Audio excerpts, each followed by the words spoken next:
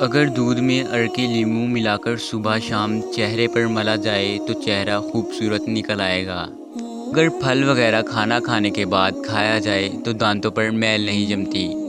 منہ میں کوئی زخم نہ ہو اور منہ سے بدبو آئے تو سمجھ لیجئے کہ معدے میں خرابی ہے۔ موٹاپا دور کرنے کے لیے شہد اور گرم پانی ملا کر پینے سے جسم کی بڑھتی ہوئی چربی دور ہو جاتی ہے اور انسان دبلا ہو جاتا ہے۔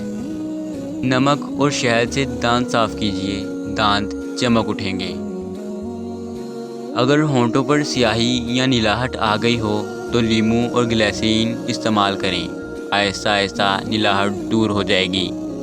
اگر کہنی پر میل جم گئی ہو تو لیموں کاٹ کر اس کے آدھے حصے میں کہنی رکھ کر لیموں کو گھمائیں، تمام میل کہنی پر آ جائے گی اور کہنی بالکل صاف ہو جائے گی۔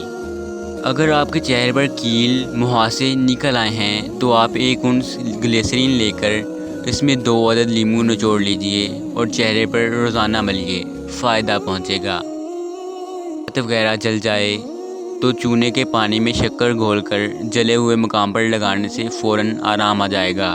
اگر کان میں پانی چلا جائے تو پیاز کے عرق کی 2-4 بوندیں کان میں ڈال دیں، درد نہیں ہوگا۔